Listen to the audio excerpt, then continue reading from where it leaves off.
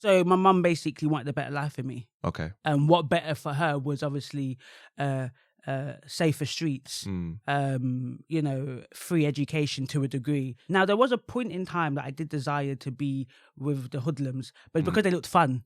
Because, being African, you weren't always allowed out. So after 6 o'clock, you're watching people from the window why they're outside? So I was like severely bullied from primary school up until year 8. And it's always around my skin color, my weight. The thing about the bullying, the reason why it affected me was that it was like the world was unsafe. It was like I'm trying to be myself. I'm trying to be me, but I'm not allowed to be me because being me, I'm being told it's bad and wrong. Those that go through a lot of adversity, if they are able to bounce back, they always bounce back greater and end up doing more than those that probably just went the middle of the road. They didn't really go through much. Honestly, it was I say I love this is my quote, see a need, feel a need. Okay. And that's in anything, in any business, right? Yeah. You see a need, you feel a need. You see a pain, you want to resolve the pain. But I always say this, just because one's making opposites figures doesn't mean I'm sick. Because people get it twisted. Understand there's emotional labor. Being an entrepreneur, in all honesty, I've never gone I've been more anxious as an entrepreneur than I was doing a 9 to 5. So you overcame a tough period in your life where you overcame depression. Can you talk a little bit about that and how you managed to overcome it? Welcome to the Takeoff Experience, where I sit down with highly driven people to talk about their journey, their failures, and their successes. If you want to take off in your career, your business, your finances, or your mindset, then this podcast is for you. Welcome back to the Takeoff Experience. We have a special guest in the building. So this is going to be a very important conversation today. It's not one I actually have really touched on. So I really appreciate you taking the time to come today, Ngozi, and to share your story. But yeah, how are you doing? I'm good. It's a funny day, isn't it? It's a bit blah, the day, the weather. I mean, it's better than last week. I mean, last week was... Yeah, the cold. Yeah. I was meant to be in Nigeria last week, but Were you? And it didn't happen? Missed the flight, so boy. You missed the flight? Yes, that's it. Yeah. What happened to rearrangements? Do you want to spend 2K? Do you go to Nigeria? Nah. I heard it is about that. Is that really true? That's actually how it is? Yeah. Oh my God. If we were to go, we could have gone, but then we could be broke in Nigeria, spending, I heard it was like, because my mom told me that a friend of hers and their son went there, and they were saying that, they spent 2K to go there. When she said it, I was like, okay, that sounds a bit mad. And now that you're saying it too, I'm like, that actually confirms And the amount of money we've already spent doing the PCR, booking the PCR in Lagos. They're making you do the PCR too? You've got to do PCR in Lagos. Still? Yeah. It's good. And we literally booked it just before, partly why we're late, because we had to print out the evidence to have. That's We didn't do it wild. on the phone. So when we got wild. to we missed the flight, boy. It was like, back to Croydon then. There he is. Oh my gosh. Wow, okay. Yeah. Oh man, I feel bad for you. So what? So when's the trip to Nigeria gonna happen then? I don't know, but I'm not even thinking about that. You're not thinking about that anymore? I went to Nigeria in June. Okay. So we're going again for my mother-in-law's 70th birthday. Yeah. So it's just like, when you touch 80, Yeah. We'll go back. But the amount of money we've spent, we're going to have to cargo stuff. Okay. We brought, had suitcases full of stuff. Yeah. And we got suitcases coming back. So we're going to have to cargo it to get what we need back and to go from there. So Okay. I don't know, because my visa runs out in February, but Okay. I need to get my passport sorted. Okay. Wow, that's crazy. I know that whole passport renewal process in Nigeria is a bit mad. That's stress. Oh, bad. Is this awkward for you, having to look through this? Do you know what? I just realized it's true that I'm looking at you. Yeah, I know. To be fair, it's the way it's set. Is it awkward for you? No, it's not awkward. You sure? No, yeah. Okay, cool. If you're sure, then I just want to make sure that funny on the screen though. No, it should be fine. Okay, It should be cool. fine. I think it should be okay. Okay, so who is Ngozi? Good question. You know what? That's the question everyone hates to get at interview. Tell me about yourself. Yeah. We're like, who is Ngozi Cadmus?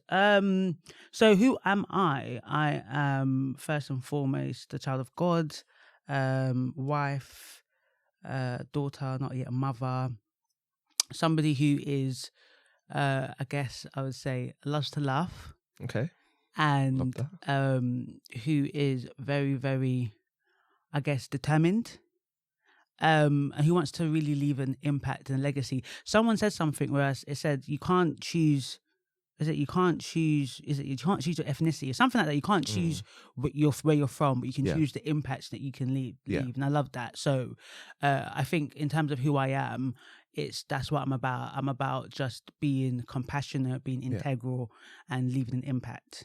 I love that. And I love that you didn't use your title in any of that. Like, it's amazing. Who is Ngozi Cadmus? Yeah, but you know when you ask people, they always say, "Oh, I'm a project manager." And I've said this. The listeners will probably get bored of me saying this. I always say this to like people because I think it's so. I think some people just embed themselves in a job instead of actually who are they. Of course, yes, your job is an extension of you, but that's not who that's not you who are, I am, right? No. Yeah. I think, but the thing is, you worded it well. So you worded it in a way that I could only answer it. Like that. If you said, like, I don't know, there's a way podcasts say, introduce yourself. Then I just said, my name's Ngozi Cadmus, mental health and leadership expert. We said, who is Ngozi Cadmus? So you didn't say who. It was just the way you worded it. Yeah, and I worded it like that specifically because we want to get to know the person. Out there, yeah. Okay, cool. So yeah, wanted to talk about your story. So I think we can assume your parents are from Nigeria, right? What part? Like what tribe? Ngozi, Igbo. Igbo, okay. The best tribe, yeah. okay, cool. No, but it wasn't a joke. We like each other. It wasn't a joke. Yeah. You do, yeah. And do you actually speak Igbo? Why do you ask that question for? You could have just moved on. Unfortunately, I cannot speak nor understand. There's nothing wrong with that. But you can always learn, right? Do you know what? Yeah, I did do 2 years ago. Was it during the pandemic? I did do a class, and it was so amazing because this lady, she was so good. We were learning like the ABCs and childhood songs, and these are big adults. We're all learning it, and she made us feel so comfortable because you know when you're doing baby things like doing all of that stuff, and she's not laughing. But I'm probably going to learn it with my kids because the reality is I want to learn it, but there's so much competing priorities. If I'm honest, it's not that it's not important, but it would be like if I got 5 things are important, it would be like the 6th one. So when I have kids, I need to learn it because they can't cuss me in that language and I don't know what they're saying. So when I have kids, I'm going to make sure that I learn with them. Yeah, I love that.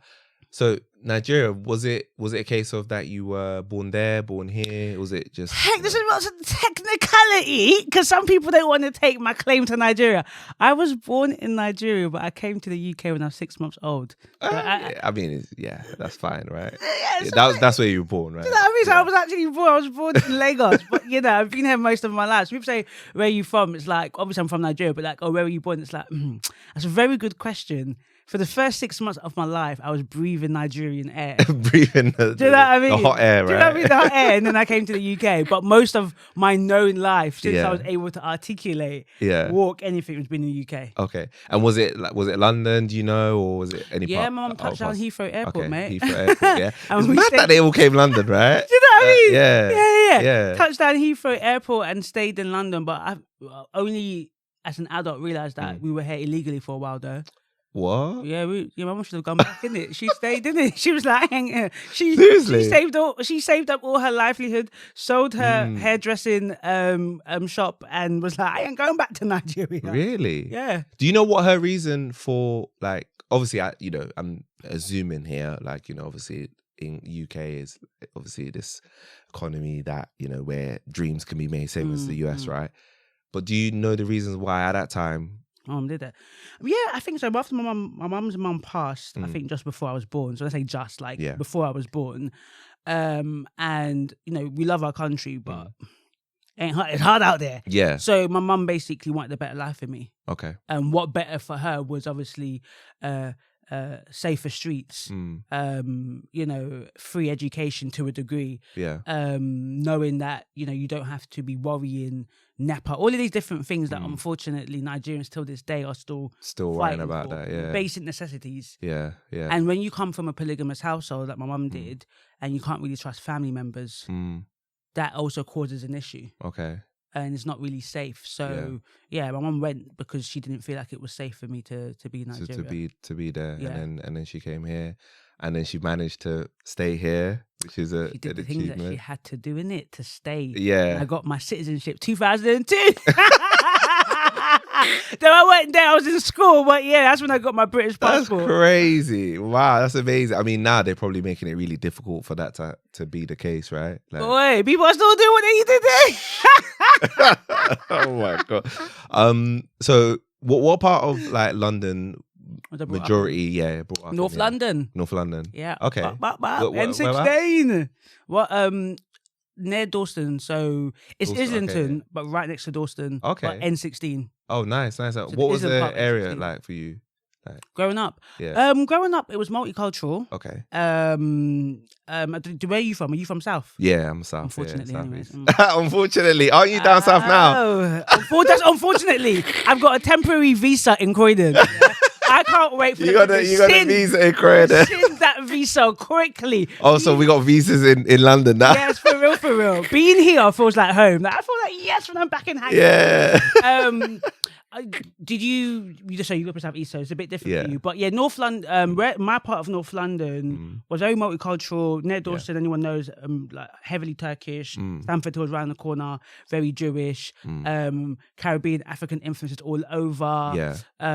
So yeah, just quite multicultural. Yeah. But in Islington, and actually, obviously, I lived right next to Hackney. It was typical socioeconomic background. All of us are working class. I lived in an estate, so you know what estates naturally breed. Yeah. But to be fair, there was a lot of funding back in the day in Islington, so I did a lot of activities that now people pay for. Okay. I did for free. Okay. What was that? Like I went to Adventure Playground. Yeah, I remember that. Do they still exist? Like they still exist, but I don't think they're kind of in reduced capacity. Yeah, right? I don't think they was good. But I was even saying to my friend, because my friend was like, "Oh my god, you love Adventure Playground." I said, "Yeah," because my mum always said to me, she doesn't know what she would have done as a single parent. Yeah. Without that, because she couldn't afford paying childminders. So having something that literally at 3:30 I can go to 7 o'clock, that she can come back, was the lifesaver. That's amazing when you think about that. Actually, I didn't even think about that. That's actually a saving. You're right for parents back then. But then they've got rid of all of these things. I remember summer schools. I remember, like you said, after school clubs. They were so normal. But now, but you got to pay for them. They're expensive. So you're paying for breakfast club, after school club. They're not funded by the government anymore. Yeah, or right? if they it's all are, private. it's part and then the means tested. All of these different things. Wow, that's crazy. From your perspective, what was it like growing up in the area for you personally? Did you enjoy North London as an area for you to grow up? Yeah. So to be fair, it's like I can't. The difficulties that I experienced was more bullying. So I experienced a lot of bullying. In terms of like the typical kind of peer pressure for gangs, not really. Now, there was a point in time that I did desire to be with the hoodlums, but because they looked fun. Because, being African, you weren't always allowed out. So after 6 o'clock, you're watching people from the window why they're outside? But because I did do a lot of fighting as well back in secondary school and stuff like that, there was a point when I said, these people are stupid. It just looked a bit dumb, just chilling on the street. Like literally, you're on the street every single day. I just realized that I don't want to be like that. So I didn't really have peer pressure for that. But in terms of a lot of my personal experience that that kind of affected me and that links to my mental well-being is like bullying. So I was like severely bullied from primary school up until year 8. So it was like December of year 8. How old was I? So 2003, 2004. When I was no more bullied. But up until then, from like age 5 to then, I was severely bullied by different people. This is such a hard question for me to ask, because obviously bullying is disgusting, personally, right? I mean, everybody would agree with that. But from your perspective, you probably thought about it a lot, right? Oh, yeah. Pointing back to, what was the reason? Is it just because kids at that age are just nasty? They just don't know how to accept that people are different, or... If I wanted to think in hindsight and think about my greatness, no. You might be thinking it was the enemy trying to get me down from then. I think as the children that did that, and when I think about, now when children bully, I think they find a weakness.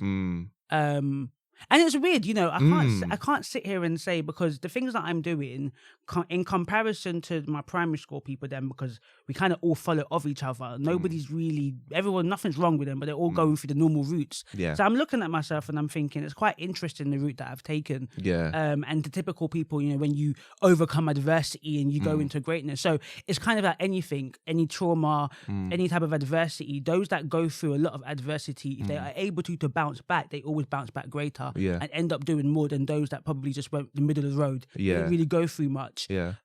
So I could say in terms of purpose, it was done for me to be where I am. Yeah. In terms of why they did that, they just saw weakness, isn't it? Yeah. Because I was vulnerable in the sense that I was just a happy-go-lucky child. And I know, I'm not saying I was a great child all the time. I could irritate. Like when there was sometimes I got beat up for a reason. Like I was purposely irritating people. So those times I got beat up, I was deserving of that because I was trying to get beat up. It was weird. But the bullying, I couldn't explain that. And I could only imagine it when you even get bullied at work. Someone doesn't like you for no reason. Yeah. Do you know what I'm trying to say? It's like technically majority of us only knew we were black when we were told we were black. Like, yeah, true. You know what I mean? I only knew that I was dark skinned because I was told you're black. And I was like, wow, like, is there a difference between me and another black girl? Yeah. Oh, because I'm a darker shade. So obviously, typically, bullies usually are going through something at home. So, but there was some severe bullying. There was one little white boy that used to bend my finger. Oh my God, I remember that he bent my finger back. So there might have been some racial stuff, but I don't really remember that. I just remember not being liked. So yeah, people seeing weakness really. Yeah. I feel like some people get intimidated, and I think as well, when you're much younger, you don't know how to process being that and articulate intimidated. That. And by, also, by let me somebody. say this difference. That's it, right? Yeah. Anything that's different as a child naturally will be like, oh, what's that? And then some children, unfortunately, then kind of pick on that. And then they get some sort of satisfaction from that, detention from that. Because obviously when you're bullied, and let me say this is weird, it wasn't the bullying that you watch on TV where there's a bully that bullies everyone. That did happen a bit in secondary school. In primary school, it was weird. In my primary school specifically, we went to a normal small primary school where it was like one class of year 6, where my first primary school was like 6 year 6, massive. And in this primary school, there was like 23 boys and 7 girls. Whoa, that's crazy, yeah. My class was like that. My makeup of my class was always like that. So it's always like 7 girls. Strange mix, yeah, right? really strange, yeah. So out of the 7 girls, 5 of them were in the popular crew. Right. I and always another girl, or me by myself, was by myself with the geeks. So the boys that weren't in the popular crew. So the majority of the class, those were popular, then it was me and the rest of us. Right, so some of us all got bullied, but I think I never got rotated in the popular crew, but some people got rotated. So sometimes they're there and they're happy to shit on you now because they're, you know what I mean? All of that thing. Madness. Yeah. But it wasn't always, I couldn't say it was excessive all the time where like I was constantly, but there was a consistent bullying by different people for different, and it's always around my skin color, my weight.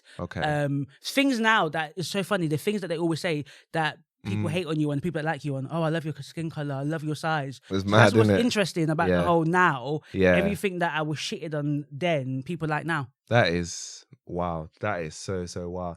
Did that have an impact on, like, in terms of, like, you know, studying? Did that make you want to study harder and, you know, not have a chip on your shoulder, but prove some, you know, people wrong a little bit, you think? Yes and no, but I did not peak. I did not peak growing up. So I got average 444. What 444 was? Do you remember SATs? SATs. Oh, level 4, right? Yeah, level 4. Yeah. What's the highest again? 6, is it? There was some people got mad 6s, but 5 was like above average. Some people got 6s. 3, I think, was below average, and 4 was average. So and the only reason I remembered that was because something in me knew I was smarter than that. But I just didn't take education seriously as a child. Like, I studied, but I don't know, I just didn't take it that seriously as primary school. I didn't see it as something like, oh my God, like studious. So even though I was in the geek because I was not in the popular crew, I wasn't a bookworm. Yeah, I'm only now a bookworm now. Maybe from people to see it from 16, 17-year-old. But I wasn't a bookworm growing up. I liked books to read. I wasn't a studier.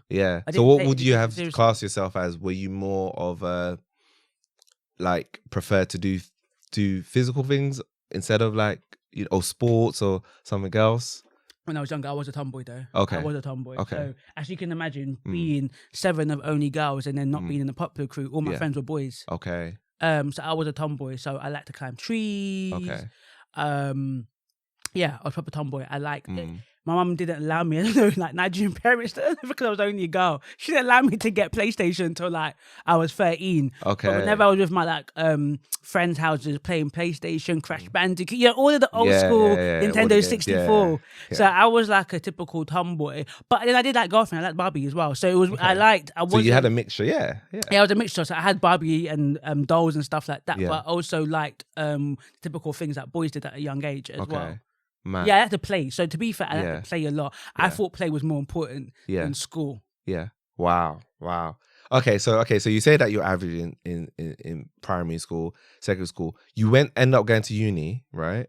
You ended up getting the first class. So so how did it change? Because I knew. You see, I'm not going to sit here because there'll be better people that can talk about education and standardized tests. But at that young age, any standardized test was not able to capture my level of intelligence. Okay. But I didn't know what it was. Yeah. I just like to play. You think that it's because it's like a one catch all, right? Yeah, one catch all. It's got one method of passing. Yeah. Because when I was in year 7, I did a CATS test. I don't know if you remember. There was like a random test they did. Those, I got the highest score. Okay. I remember getting sit down, being told you got the highest score, and I don't know what it meant, but I know the significance it had on me. It was like something in me said, "Damn right, I think I got the highest score. I ain't stupid." But again, I didn't take education seriously. And also, to be fair, I forgot to add to that. Yeah. As I'm undiagnosed ADHD, it's likely that was also affecting my thing as well, which was not noticed or seen, even though I had the blatant symptoms of it.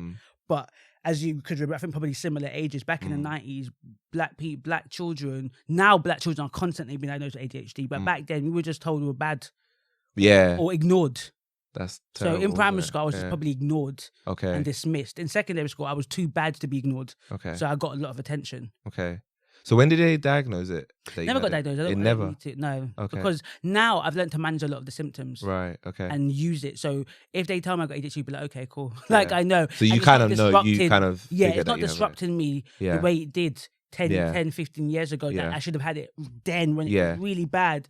Now but you still managed to get through it, right? Yeah, I had to. Which is crazy. Because you had to, Yeah, you had to, because it wasn't like there was any diagnosis to tell you. It was just like, your mum was just like, bruv, what you doing? Like, fix up. So discipline in that sense I had to learn rituals. And I think about it now, I had to create rituals to support the way I think and act. And then when you grow up, and because I peaked at late age, the thing is about being bad. This is my personal, really not professional opinion, is being bad or being smart is probably the best thing. Well, I don't know now. Back then, if you were middle of the road, you just got ignored. So if that's a secondary school, I don't know about primary school, right? Because I was bad in secondary school. A lot of attention got given. We'll put in these random classes to help better us, but they were actually beneficial. But the good kids were good. So the smart kids were smart. So they didn't need that. Then the good kids were just there. They didn't get any attention. Right. They were just ignored. Yeah. When I think about it, all these amazing classes I was in, it was all the bad kids that were in it. Yeah, that's true. But then it could play out that you could get badly influenced. Obviously, you were strong of mind that you so there was a level of badness, and there's levels to badness, isn't it? Yeah, I wasn't a bad doing the fire alarm. I wasn't that bad. It was the typical kind of like get out. Just but there was minor things. There was levels. There were others that were getting kicked out of school. Okay, I got suspended majority of the time, but that was for fighting. There was levels of badness. You can talk about levels of badness. There's like people that shot, and then there's people that do certain. There's levels to it. I wasn't that, because I had a mum back home that would slap.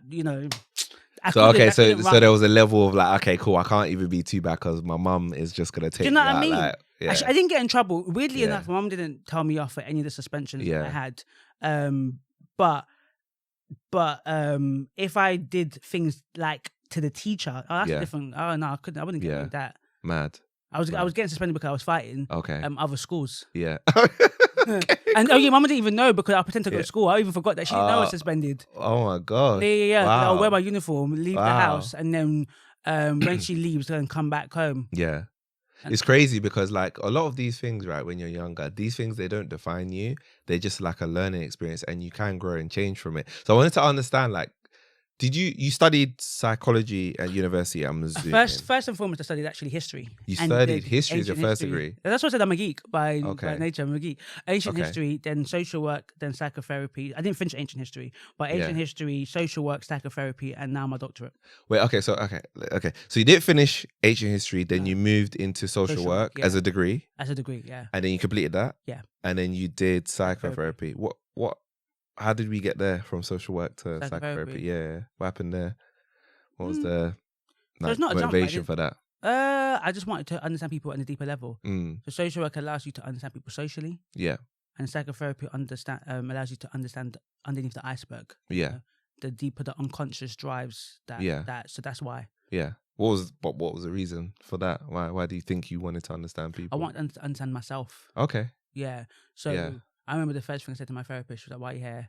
I said, "Oh, well, I'm here because I'm doing psychotherapy degree. They told I should come to therapy." She was like, "Okay, why do you do psychotherapy?" To want to understand people. Why? I want to understand myself. Why? Oh, I think I'm quite strange. I said, I think I'm a strange person. I want to understand why I am the way I am. What makes me think the way I think. So I thought, I used to think, I'm definitely not. But there was a point I used to think I was psychopathic, but I was definitely nowhere near psychopathic. I just thought I was I had elements of me that was both very empathetic, but also very cold in my head. Like certain things wouldn't move me to tears the way people would cry. But is that a problem per se? Would you say at that time? I mean, as a psychotherapist, yeah. What, to be psychopathic or no? Psychopathic. I mean, we can agree. No, but like not being like being.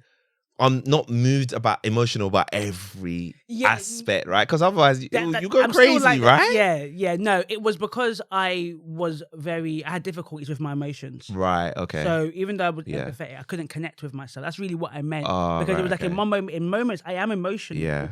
But like, I don't know, there was just certain things I couldn't, even now, I'm still not that, but I can connect with my emotions. I can, like what we're going to talk about. I wouldn't be able to talk about this 10 years ago. If you asked me how I am, I'd say, I'm good. I wouldn't be able to say that actually I'm not really feeling good right now. Yeah. So I wasn't able to connect with my emotions because it was too painful. Yeah. That's really what I meant, but I could only explain it in that I feel like I'm kind of cold and I'm that.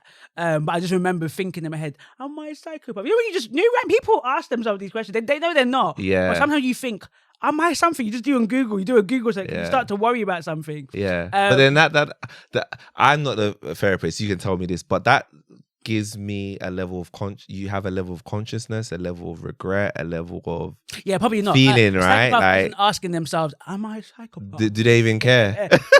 No, probably not. No. But you care, so there's a level of actually I feel bad. It's like if a narcissist goes, am I a narcissist? A narcissist probably wouldn't ask them that question. Yeah. He wouldn't do that. So when you ask certain questions, you're probably not the thing you're asking. Yeah. Wow. This is such a deep conversation. I'm loving it. Because like for me, like when I do the podcast, I feel like I'm learning a lot from who I'm speaking to. So I feel like I get to learn a lot from you. I'm learning from you how you ask your questions. Yeah. Oh, really? Yeah. Don't use this. You're gonna use this in thingy. You know what though? A lot of it, I think, like it's training as well for me because I've done 60 plus episodes. So I've also gotten better at asking questions. If you go back to the first one, you think, oh, he sounds different, but like I'm constantly learning how to like ask better questions and be a bit the way you empathetic. ask questions says a lot about what you're interested in. Yeah. No, I'm interested in a lot. So you did psychotherapy. Yeah. And then you mentioned therapy, right? When did that start for you? Therapy. 2014. Was that after uni that therapy started for you? It started after social work, but at the same time I started my psychotherapy. Yeah. When you're training to be a psychotherapist, you have to receive therapy. Really? I never knew that. Yeah. Seriously? Yeah, you got to know. So you got kind of forced to. Yeah, so my journey to therapy was technically I had to do it. Yeah. The best thing ever. Yeah. I would definitely recommend it, but it wasn't like I said, I'm going to go therapy. No. Yeah. It was like, I have to. It was like, okay, damn, I've got to pay £50 a week. Okay, let me do that. Yeah. But best thing ever and absolutely important because the amount of ish that I dealt with and the amount of people got to deal with, I just don't know how anyone can sit in this chair helping someone else and they haven't dealt with their issue. Yeah. A lot of therapists, a lot of clinical psychologists, some counselors, they have never gone therapy, but they sit in this chair, which is, I think, quite scary. Okay. Wow. And we could definitely talk about that. There is an area that I want to talk about, but we'll get there. We'll get there slowly but surely. Hey. So obviously this is a tough question for me to ask you. So you overcame a tough period in your life where you overcame depression. Can you talk a little bit about that and how you managed to overcome it? Like, what you did, So that leads on to talking about the level of bullying that I experienced. And there was other traumatic events that occurred, but I always say bullying for me was significant because I call it was very pervasive. Even though I'm not a dancer anymore and all of that, and I'm not a great dancer, but technically performing arts was the only time I was never bullied. So that's probably why I continued it to a very, to like I was 16. But yeah, because I said it to someone else. I think the thing about the bullying, the reason why it affected me was that it was like the world was unsafe. It was like I'm trying to be myself. I'm trying to be me, but I'm not allowed to be me because being me, I'm being told it's bad and wrong. Because essentially anything that I did was used and seen as a pinpoint to insult me on heavily. And then obviously nobody else wanted to get picked on, so nobody would defend me. So I was always constantly, if I'm being picked out, it was not what you see on TV. Don't bully her. I never had that, you know. And there was only like one moment before year 8 where that stopped completely, where I said no. I never been, but I was bullied in the venture playground, but not much. But one time for one summer, I was bullied, and I was like, "How can the place that I love the most, I'm getting bullied in? There is no way."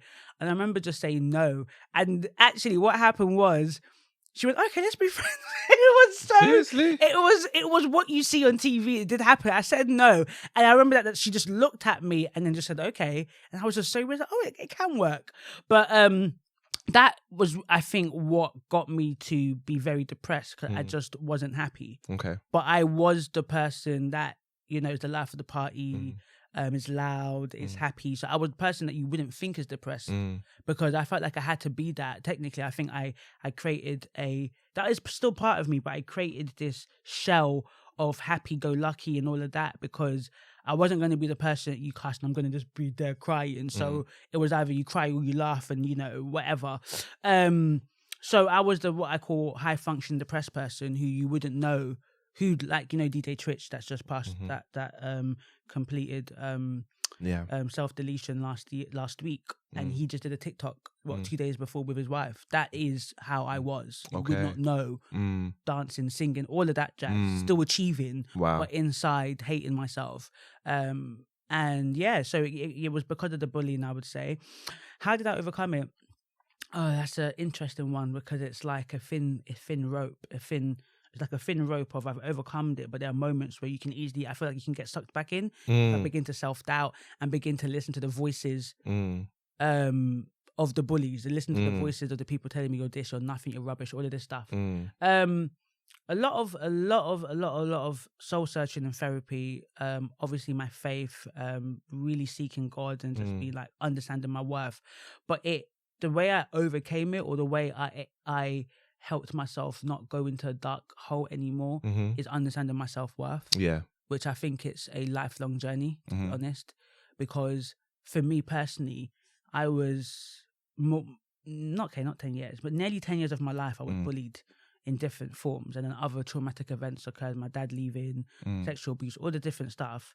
That's the key parts of my life forming. Yeah. So to undo that takes a lot of work. Yeah. And unfortunately, this is why bullying, trauma, abuse, all of these things are so terrible when it occurs, because in all honesty, in my belief, this is my belief, you can overcome them, but it's a lifelong battle. Yeah. So any person that's gone through anything has to live with the consequence of that. And we might overcome it in the sense that we are much better, but it's a daily battle of overcoming those thoughts, because the way I viewed myself was always through the prism of the thoughts people gave me. Okay. So now I have to try and view myself differently, but I'm always battling between let's say, what glasses do I want to wear? Do I want to wear the glasses of my bullies or the glasses of who God says I am, who I think I am? Right. And for me, it's not I just wear the glasses of who God says I am. I have to choose to wear it every single day. Right. Okay. Wow. That's very, very, you shared all of it. And I guess my question for you is, do you feel like those voices will ever go away at some point over time? They get less, but I personally don't think they go away. Yeah. They get less. Yeah, I don't think they go away. I think, depends on the level of trauma. So if, because my trauma was deep and compounded upon by so many different things, I don't think it's something that goes away. I think, if I got picked on once or twice, then I think, those things can kind of be easily blotted out. But when you've had it for over 10 years of your life, I don't think they go away, but they get dimmer and they get less powerful. Yeah. And they just get smaller and squeaky. But I think for me, they're still there. Yeah. So I think life is like in anything. That's how I see it. Some people will say you can overcome it. Like you can just tell yourself, you love yourself, look in the mirror. I think life is about making a decision every single day to love yourself. Yeah. Making a decision every single day to say to yourself, you are worthy. I don't mean that I do that. I don't do all that stuff. But I mean telling yourself that every single day, and trying to believe that. Yeah. And also being honest that some days you just don't believe that. And sometimes just natural things. If you don't sleep well, if you have a cold, if you're not feeling good, you're going to feel... So when I'm in a bad state, which is like I maybe haven't slept, then those voices are louder. That's why it's good to sleep well if you've got like a event the next day you're going to speak at, because the nerves that you would have will be greater, because those voices of you can't speak, no one's going to listen to you, will be much more louder, because your defenses that you can say shut up are less strong. So in certain moments throughout life, throughout the day, they could be louder, but it's learning. It's a lot of it is discipline. It's gaining rituals to help you kind of focus your mind on what is true, because reality is, even though they're not there, they are lies. So I know they are lies. Right, but when you lived your life believing those lies for such a long time, even though you know they are lies, there's something familiar. So there's something so insidious about believing lies. But if you believe the truth that you are called for something greater, that means that there's a responsibility on your shoulder, and it's a good burden, but a burden to carry. And sometimes for some people, and even for myself, it felt easier to carry the burden of the lies than the burden of the truth. Right. Okay. Because everything has a burden. Truth has a burden. Lies has a burden. It's true. Question is, what burden do you want to carry? And some people rather carry the lie. Yeah. I really appreciate the fact that you've been so authentic and transparent, and you didn't just use a cliche of, oh yeah, you were just overcome it. You were fully honest. Like, yeah, it's something I am still battling, and it's something that people will have to battle depending on, how severe it is. And I feel like because you've gone through that experience, like you said, you're better placed to help people. And that moves us on to a really nice segue, actually, where you founded a company, Frontline Therapy, right? When did that? 2018. 2018. Okay, cool. So about 4 years in. So what was the motivation for that, Frontline Therapist? So honestly, it was to... I say, I love this is my quote: see a need, fill a need. Okay. And that's in anything, in any business, right? Yeah. You see a need, you fill a need. You see a pain, you want to resolve the pain. So that's what it was. It wasn't even like, oh, I see a pain in myself. It's only after you go, oh yeah, because of my mental health stuff, it probably makes sense. It was because I saw a need in the community. I saw the fact that a lot of us Black folk and Asian folk had mental health issues and wanted therapy but couldn't afford therapy, and also didn't have the choice of if they could have a therapist that looked like them. Yeah. So it was like, oh, I can do something about this. I can create a service to help my people, my community. Like I said before, my thing is about helping people. And then it was like, because I have a business acumen, I put business together to it, because I preferred to go down the more of a business route than a charity route. Yeah. And that's how it came about. Okay, nice. Can you describe Frontline Therapy? Therapist? Frontline Therapist, yeah. Therapist, okay. Yeah. Sorry. Let me repeat that, because I got it here as Frontline Therapist. I think I said therapy before. Thanks for correcting me on that. Can you talk us through what Frontline Therapist does? The Frontline Therapist is an affordable online multicultural counselling service, and essentially it matches you with a counsellor. They're all in training to be therapists at a price that's quite affordable, so £30 a week, or £25 if you're fully on benefits or a student. Therapy right now on average is about £60 per session, so it's a significant half price essentially, and it gives you the opportunity. Yes, you're paying for it because on the NHS it's free, but on the NHS you usually get CBT and it's usually time limited, so 6 sessions, 12 sessions, and there's a long waiting list. So essentially you get to somewhat take control and ask for a preference, ask for a Black therapist, Asian therapist, etc., and begin your journey of healing with somebody who you feel that might understand your cultural nuance, and for some people, it's really important for them to not be able to explain. And being a Black woman as well, you want to jump on your bonnet without going, "Oh, what's on your head?" It's like, it's a bonnet, mate. Like, do you know what I mean? Yeah. Or your wig is off, and you don't have to explain your cane rolls under your hair. Certain things like that, because it is quite important. Yeah. Or the idea of that you're not professional. It's like, I am professional. I'm dressed up, but I'm just looking cash. And just other things like talking about. We said a lot of things about Nigeria. I didn't have to break down. Oh, in Nigeria, there's light. It's you got it. So it's things like that where somebody will be like, "Oh, okay, I understand that." If you're from the Caribbean heritage, just different things that you don't have to explain, because us Black people can be tired of explaining ourselves a lot of times. But not everyone asks for a Black therapist. Some people don't mind, because the most important thing is having a good enough therapist, a therapist that you can build a relationship with, because there's a trusting one, because you're bearing deep things that sometimes nobody knows except yourself and your therapist. So that's what's really important. Wow, I love that. I was actually going to go on to this part, because we mentioned, obviously you started this to focus on Black and ethnic minorities, right? Well, obviously in the Black community, mental health is not something, I think we're talking about it a lot more. But I wouldn't say it's like a normal conversation for me to have with like family and friends. For sure. Don't be like with your man them and your girl them. Like, nah, it's not. No, exactly. And if we do, people shy away from. I'm sure. It. So I just wanted to know from your perspective, what was it like when you were starting the business? What was it like, getting people into the business, like convincing people to sign up? There was no convincing. Yeah, you didn't have to. Okay. No. Do you know what's funny? I guess the reality is that, let's say there's 3% of the population is Black or Black mixed race heritage. I don't know, I'm not good at maths, right? But let's say there's 2 million Black people, which I think actually there is about that amount, 1 to 2 million, 2 million Black people, right? And let's say even 70% of Black people will never go therapy. I ain't got to convince that 30%. 30% want therapy. Is now convincing the 70%.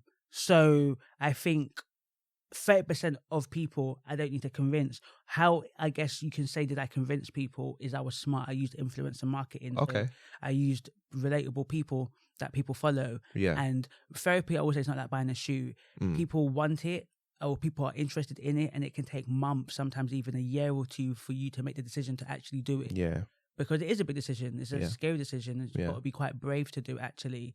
So it's probably something that happens in their mind, and it begins as a seed and it forms into a tree. So you might say to your friend, "You need therapy." That could be today, 2022. Then a year later, you know what? I got therapy. But if you said, "Oh, we're going to Beyonce's concert," because things like that is like you can just do. Where therapy is something that you think about, you process, you wonder, you think about your finances. There's so many things. So I would say that the more people talk about it, the more popular culture talks about it, the more people's favorite artists people talk about it, the more people begin to feel like, I can do this.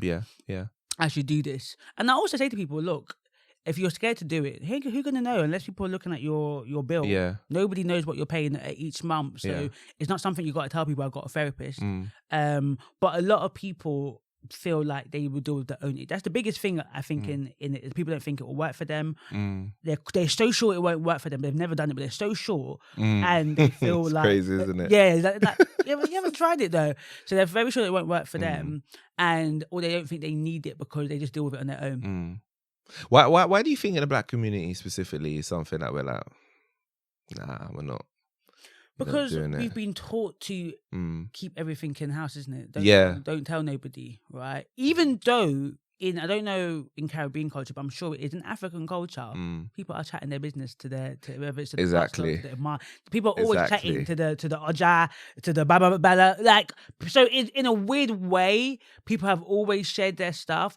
But the reality is, there's something. What do they share? The good stuff, right? The bad stuff is like more gossiping about somebody else. Because it's about shame. So the thing is, what keeps trauma, shame, sexual abuse, a lot of things in our community going. We're not talking about sickle cell. A lot of it's shame. Yeah. Because it's very scary to acknowledge or to admit that something might be wrong or something isn't what we think is normal. That's the reason why if there's a family with mental illness, they're hidden away. And nobody talks about it. Where's your son?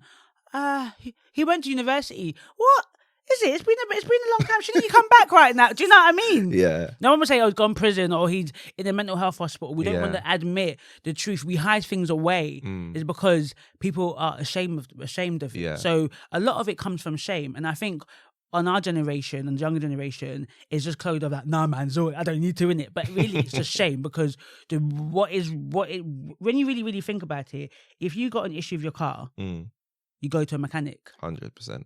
Because other than putting the water in the thing, the little oil thing, that's all most of us know, innit? Yeah. Or the jump start the thing, that's it. You're not going like, going to the hood of the car. There's smoke coming out. Yeah. Let me begin to expect. We're not doing that. Yeah. When your toilet broke down, we're calling the plumber. Yeah. But when your mind is not in shape, why do you think you can handle it yourself? That's the thing. When I think about it, I think, where do we get such, and I say it not in a harsh way, but the level of pride that we think that you yourself can diagnose yourself, can heal yourself when you haven't done so already. Yeah. Yeah. Do you feel like, because I do a little bit of research. I was doing a little bit of research on this as well. Do you feel like, again, this is not propaganda, listeners and watchers, do you feel like there's an element of fear as well? Because I mean, before you set up, right, they now know, okay, cool, we can go and see a black therapist. They're going to better understand me. But I was reading that that black people are 4 times as likely to be detained under the Mental Health Act. So I've really seen all these stats, right? Well.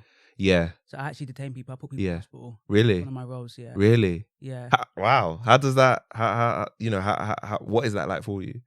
It's a very... it's because I'm judge, jury, and executioner. I literally can deprive you of 6 months of your life. Really? I take it very seriously, and you're right.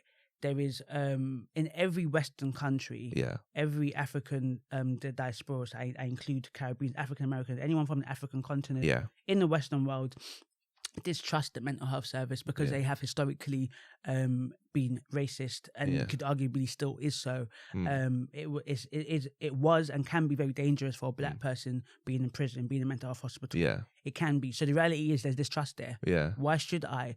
And being a mental health professional, I've seen madness. So I've seen the way people talk to people. I personally, Ngozi, if any of my family gets unwell, I'm taking them private, mate. They ain't going. Really?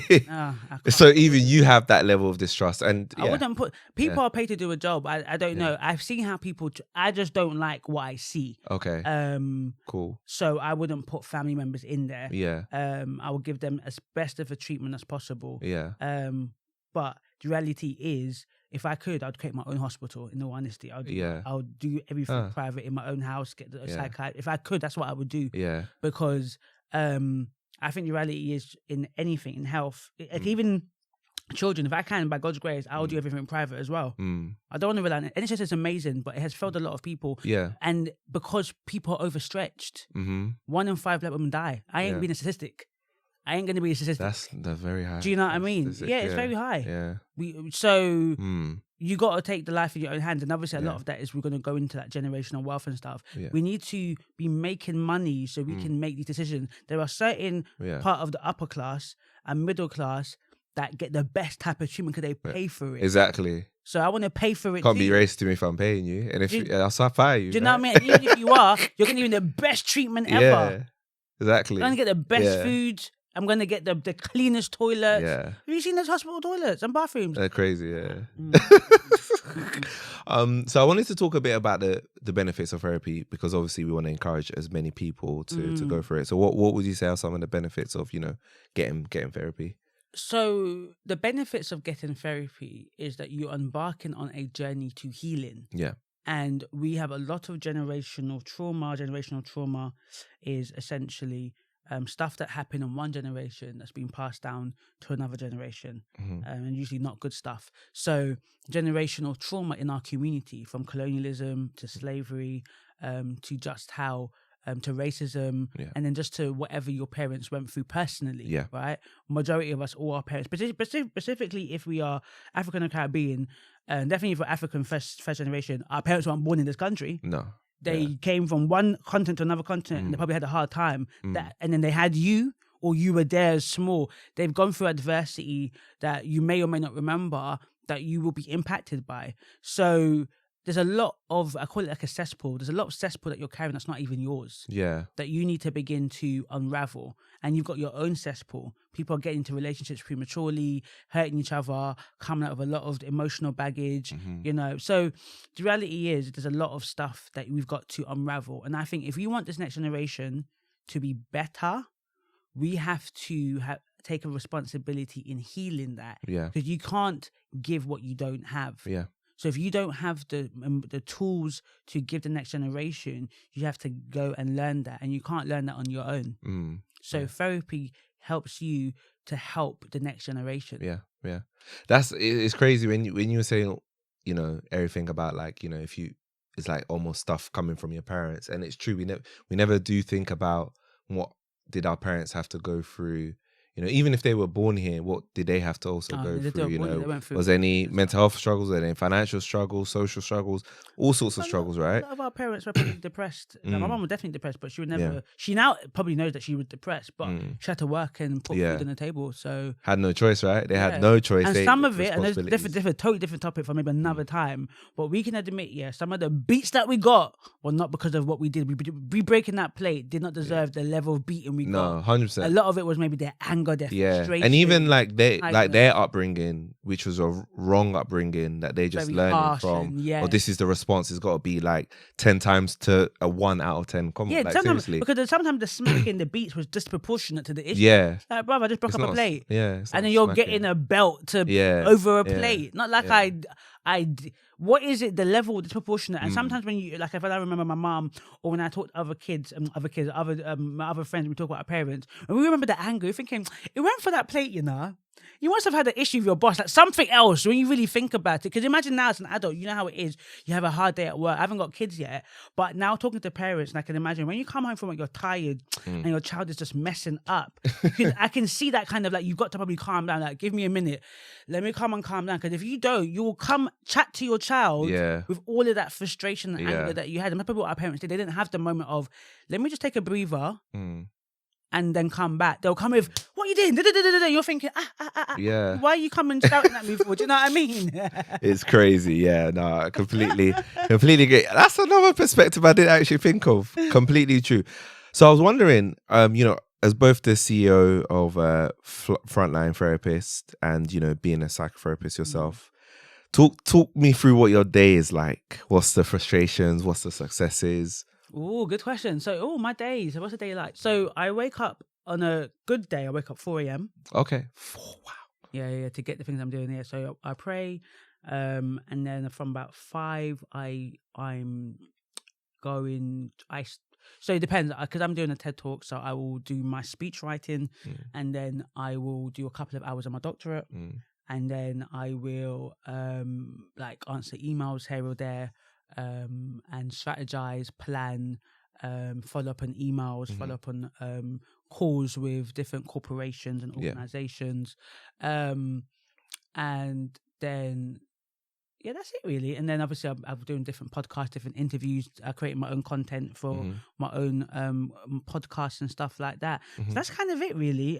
My service is managed, so I don't do the operational stuff. Oh, so somebody else manages that for you? Okay. Yeah, so I've got a team that manages it. So I don't do my socials or my operations. I'm more strategic.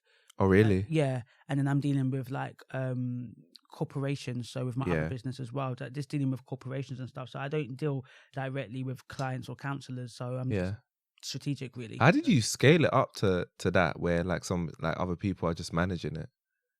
That's a really good question. I guess in my mind, I what I want, so someone asked me, what type of business person do you want to be? I just want to be, I'd say I'm just a CEO and I manage people doing the thing. I don't want to do things directly. So I like to public speak and do workshops and stuff. But I like to manage and strategically think. And that's where my mind works. I'm a strategic thinker rather than in the hands-on operations. But I did that. I had to do that before I got to this position. Yeah. You had to be in the business, innit, now before you're on the business. Yeah.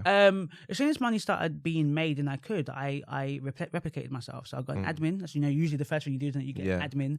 Then I got people to do the clinical elements. Yeah. And then I got people to manage the social media. So all the bits that you don't want to do, I just got people to do it for me that are better at it. To do that. Okay.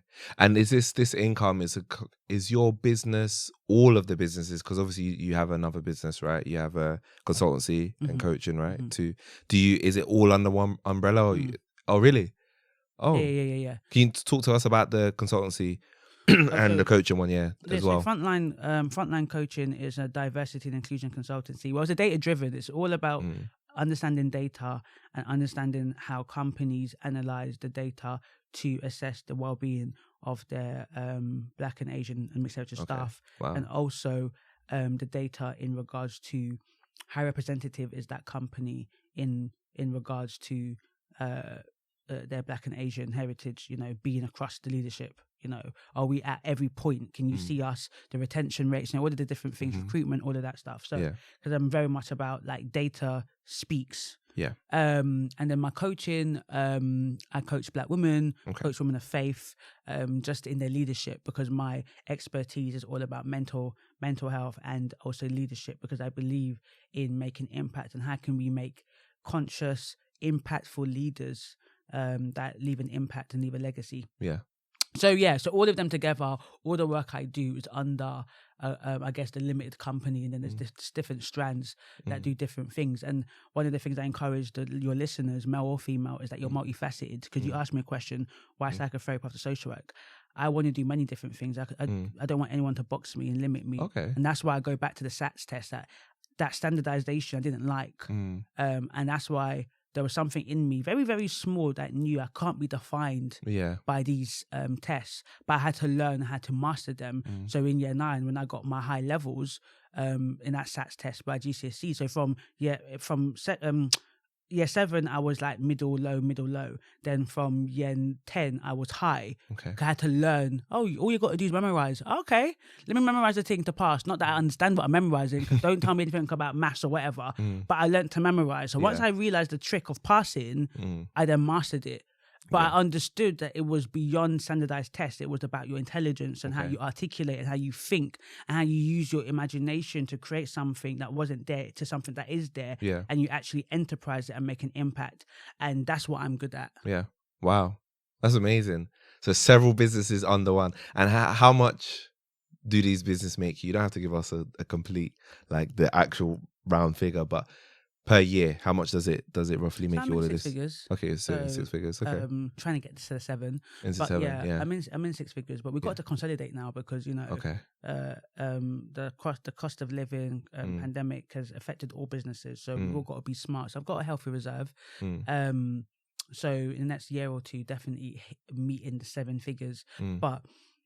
Yeah, multiple 6 figures, but I always say this: just because one's making multiple 6 figures doesn't mean I'm 6. Because people get it twisted. Just because your business is a multi, I know people that have got their businesses valued at millions, but they're not. It gets to a point where you then become a millionaire, but it does take a bit. Yeah. So I think it's just important to make your business can make that, but unless you're stupid, you're not making 6 figures. Your business is making that. Okay. You want to be living under your means, because the whole idea is to get to a point. Then yes, you can say I'm a millionaire now, but you've made multiple millions. Right. Okay. That then in your bank account there's millions. So it takes a while for that. Because some people get excited, like your business is making money, I mean I'm making money like that. But so I'm still hustling and living below my means, because it's about getting even more multiple streams of income. Yeah. I want to go into real estate, all the different stuff, but I want to complete my doctorate first, because I guess where I'm multifaceted is that I want to hit these 5 areas. I want to hit education, I want to hit research, I want to hit policy, I want to hit practice and service delivery. Wow. So plan. Yeah, so for me, everything that I do is about making impact in those 5 areas. So, the question usually is, how do you know when you'll be, when would you be successful? When I'm doing something in all those 5 areas within mental health, and I guess Black leadership and whatever else God has called me to do to be impactful. But those are the areas that I want to impact. So even though I want different multiple streams of income, I want to start working on policies in government in terms about mental health and all this stuff. And like, I want to help. I'm a researcher. I think we need more Black researchers because sickle cell, for example, a big issue in the Black community, underfunded. Why? Because though we're more affected by that than any other population, we're not going into it. Yeah. Every event you have somebody going, give blood for sickle cell. We need more than that. You're completely right. Like sickle cell, I think I haven't really seen much on it until very recently. It's a thing that if you're not involved in it, you don't know somebody with it, you wouldn't even think it exists. Do you know what I mean? After time, we need more funding. You know? By God's grace, when I get to start making millions, I want to fund sickle cell research and stuff like that. So research is an important thing. I think the areas that I'm talking about are the areas that Black people are underrepresented in every sector. Finance, doing business, which is why I got a podcast. But we're doing well in that sector a bit better. Yeah. But all these other areas, we need to penetrate. Yeah. So that we can begin to leave a really good legacy, not only build rearing amazing children, but creating a society. What's the point of having great children in a terrible world? Yeah. Very true. That's very, very true. That caters to us, that understands us. And is educated as well on us, right? The sexual abuse in the Black community is disgusting. What's going on? Wow. But where the Black researchers researching that, so that light can be shown in that, and that people can be set free. There isn't much, so that's why it continues to be perpetrated in the society. You know, so anywhere where research, that's why you're seeing things like hearing about cancer. Yeah. Because everyone gets affected by cancer, so there's lots of investment. But when things are happening in our community, we have to go into that area because unfortunately, look, reality, they don't care if it's happening to us. Exactly. So we need to go into it to find out, to excavate, to get all of these amazing funding so that we can have not only Cancer Research UK, Sickle Cell Research UK. Yeah. Love that. So you've had a lot of successes. So I've seen you've been featured over 200 news websites, including Fox, NBC. But out of all these successes, which one do you say you're the most proud of? So that's interesting. It's so funny. Like, I'm not even proud of all those successes. I'm proud. I mean, that's not even. I don't even think about those successes. It could be one that I didn't even mention. It could be anything that you feel is a success. I've got a good team. Okay. I think that's successful. I think you're never as good as better than your team. I've got a supportive husband, and I've got my mum is there as well, and so good family structure because I've got a big family, but she's only me, my mum, and then good friends. I think that's what's successful. Yeah. And and just doing God's will. As long as I'm doing God's will. And seeing my friends win, I think that's important for me. I actually see people, because if you win, I win. Yeah. It's not for me. Whoever gets there, let's all get there. It's not I get there. I'm the type. I'm the silly person. I am smart. If I see gold, some people will hoard that gold and then tell people to get the crumbs. I would probably get everyone and say, let's share it. That's the type of person that I am. Yeah. I'm not going to see it and take my stuff first. I'm like, all come and then let's begin to share. And then some people say, you take more because you got it first. Fair enough. That's the type of person that I am. So for me, I don't see a win until we all win. Yeah. So I love that. I'm successful because, I've got solid friends and I don't have drama in my life and peace and I've got a good family. So that's to me what successful is. All the money comes and goes. Yeah. So the reality is any entrepreneur's probably lost money, won money. So like I said, right now I'm consolidating. I've made a lot of money, but we've got to consolidate because things are rocky in the world right now. So you just got to be smart and maneuver yourself properly. So that's DJ Twitch had money and he chose to end it because he was running away from his pain. So at the end of the day, success to me is defined by the quality rather than the quantity of stuff that I have. So that's good. I love all those accolades. I would love more. But I'm glad that I have a good family and support structure because once I do get more, the more notoriety I get, the more hate you get. I need a structure to support me from the hate that that's true. So I'm glad that I have that now. Yeah. So the more known that I get and I get all of those weird people up on my Instagram, I will have a supportive structure that holds me down. Yeah. You know what's crazy? When you said that, I didn't actually think about that. And it's true. It's like, I was thinking, why would anybody hate what you're doing? Like, you're doing good.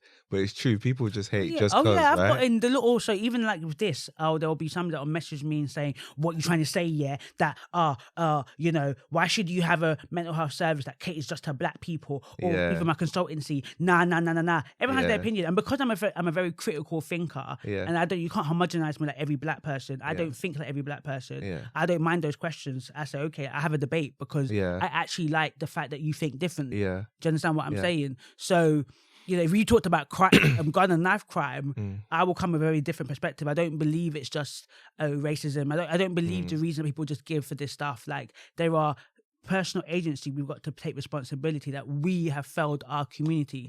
It's not just the police. It's not just socioeconomic factors, because there's bare of us that come from poor family and we don't make those decisions, or we are, like I said, I was a point in time that I could have started smoking. I could start doing that. I was offered that, but I saw beyond that, and I saw you guys are idiots. This ain't the way I want to go.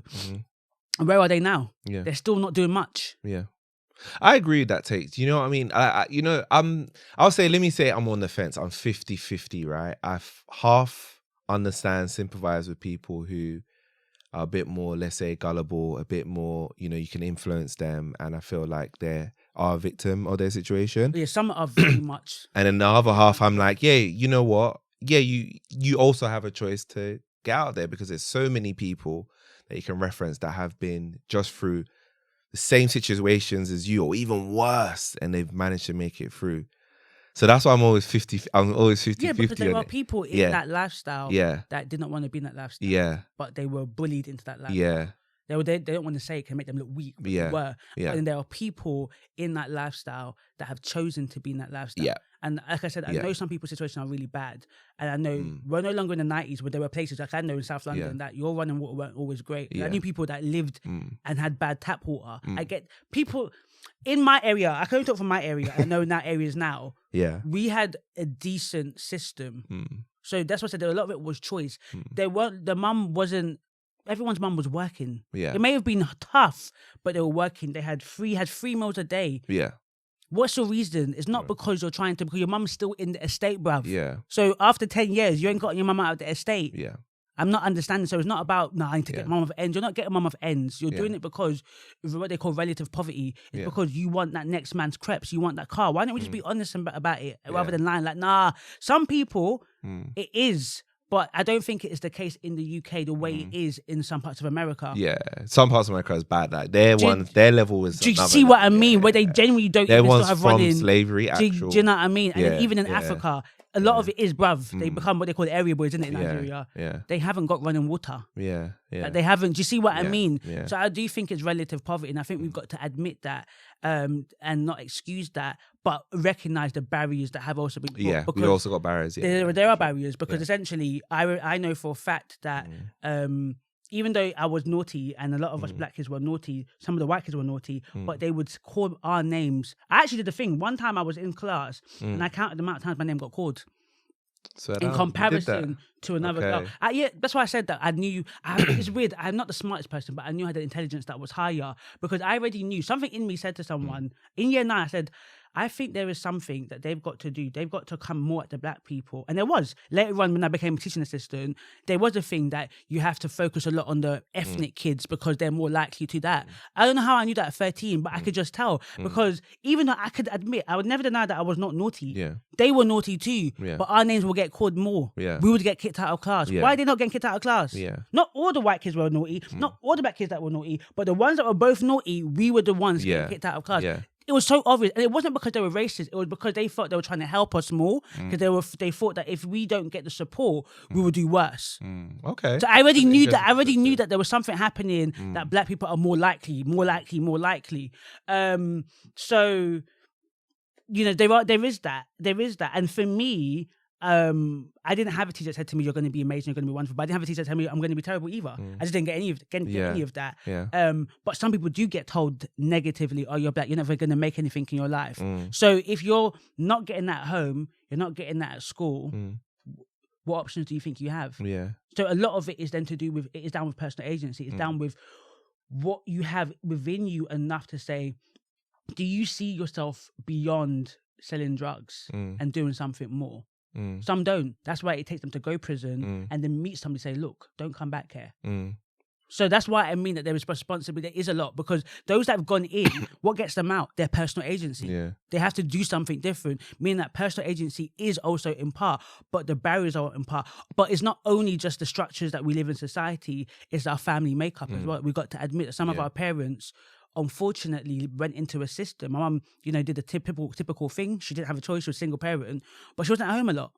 I was just fortunate that I didn't get up to no good. Yeah. But because she wasn't at home a lot, I did get abused. Do you see what I'm saying? Yeah. So other things happened. I was just fortunate I didn't go down the smoking weed and then going into the street estate. But some people did. Yeah. If you're not at home a lot. A lot of people did, yeah. Yeah. So so there are so many, there's a multitude of factors that I think we've got to talk about, rather than on one side it's just everything is a system, on the other side is you made a choice. There's a combination of both that occurs that then affects people in different ways. Yeah, definitely. Yeah, it's not just one way. It's not just not society. just because the father's not there. It's not just society, right? There's so many factors that. There's a lot of things. Yeah, there's a lot of South East London, and look at, you're doing well. Yeah, I mean, yeah, you know what? My parents were not gonna have it, and they were both educated, and education was very important for them.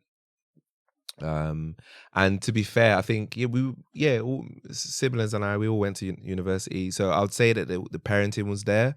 It was good. They weren't like crazy strict or anything, but I would say we were fortunate? I would say that they provided us with good morals, where we were like, okay, we're not gonna go into the street life. That's not what was. Did you ever feel tempted? Were you ever peer pressure? I mean, yeah, of course, yeah. When you're young, right? So what made you be like, nah, I'm not even gonna? Parents in the back of my head. This is not for me. And then I actually also thought about it, like, from young, I figured it out, like, it's prison or death. Yeah. So you figured that, yeah. Yeah. Look, I knew people that passed away when I was young. I knew people that passed away at 15. Back then, when I was around that age, it didn't seem like a big deal, but obviously when you get older, and then when it happens a few times, you're like, okay, cool, this is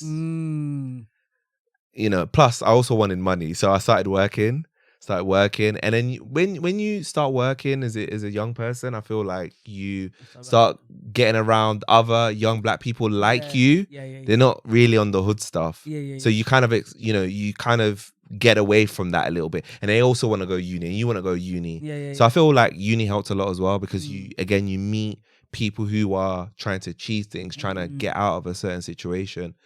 So I think a lot of those things help, plus the parenting, really. So yeah, you're completely right. I feel like it's definitely two-sided. It's not just a one-sided thing. Of course, there are structures in place, like you said, that are stopping us from getting there, but we also have to look within ourselves and be like, okay, are we doing the best we can? And I wouldn't say we are. I wouldn't say we're doing the best. I feel like there are things that we could have a whole conversation. We could have 2-3 hours conversation about this, but I feel like there are things that are encouraged in our community that shouldn't be encouraged.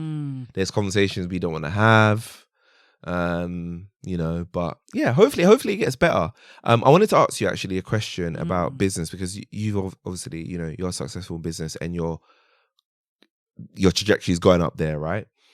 What tips would you give to somebody to help them be successful in business? Good question.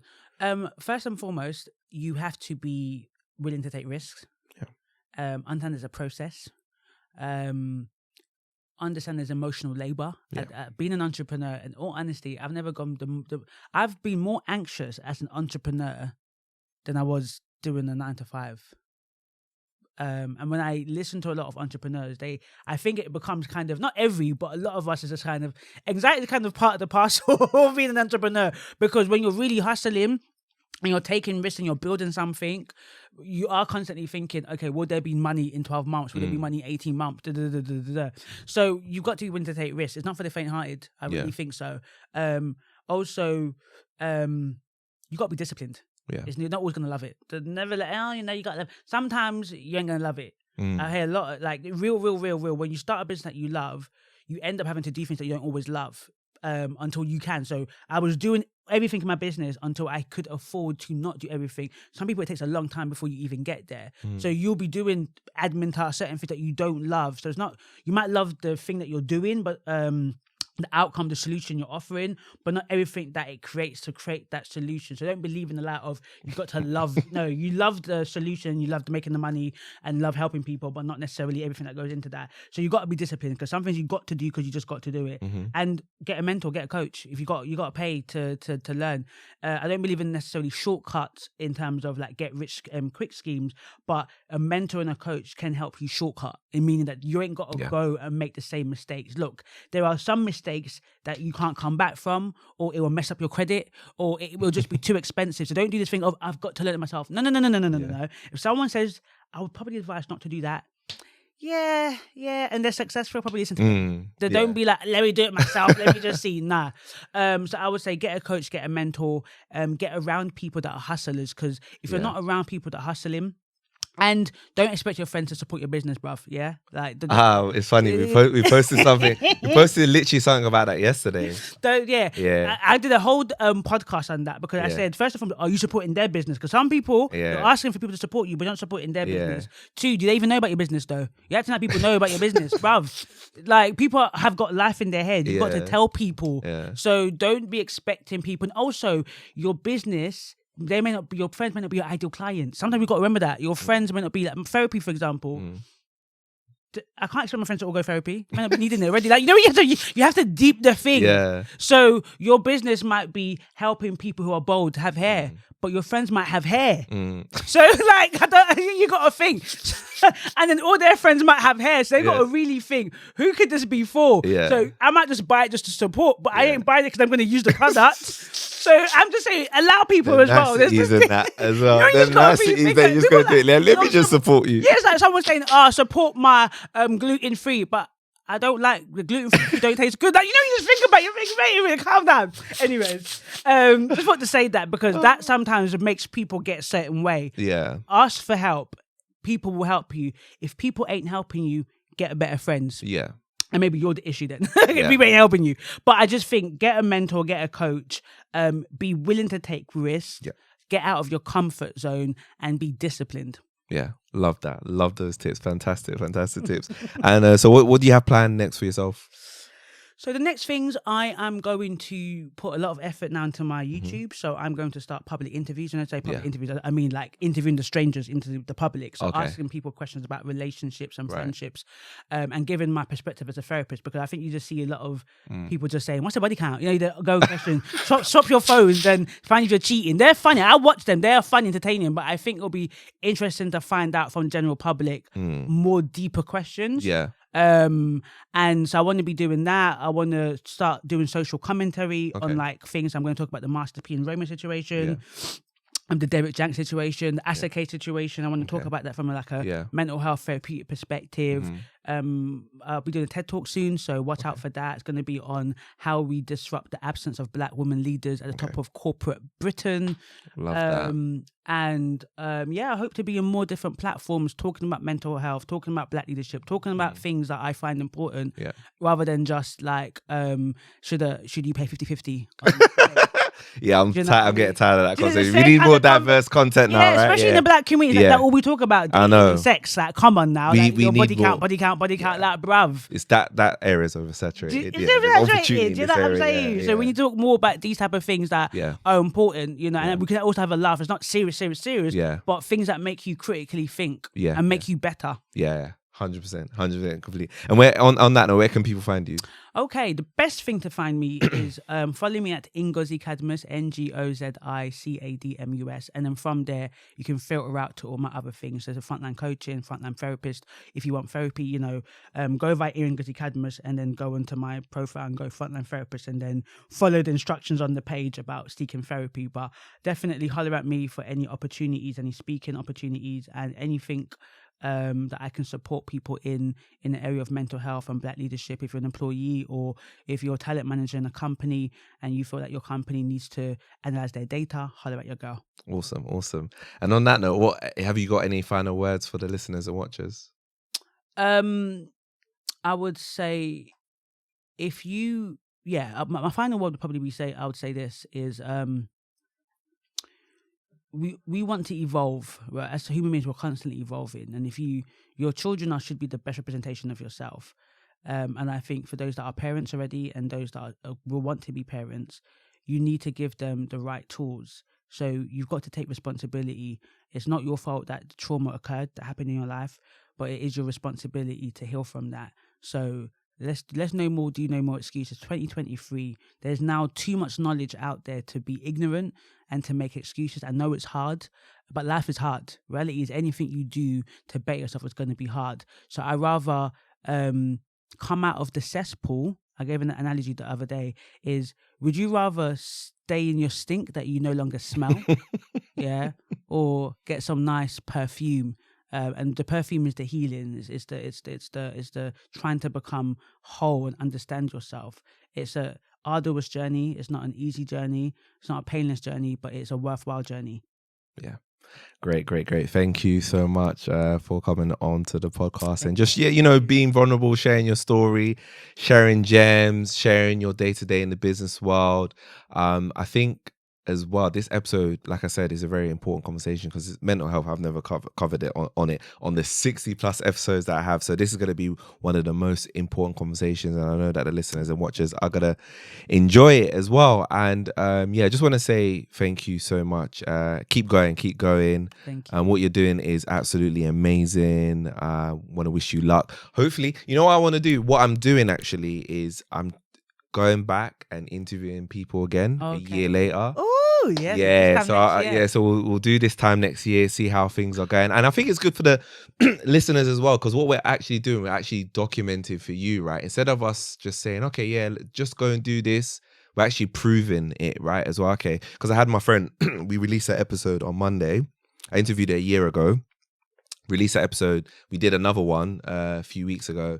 Released it. What has changed in the last year? What have you got up to? So people can understand and believe. Look, these things are possible. You can do it, and people are actually doing it. You can hear it. You can hear the conversations, right? So yeah, I think it's really important, especially in our community, for people to have. Can I say one thing? Yeah. Honestly? Right. Sometimes we think the impossible. Yeah. Right?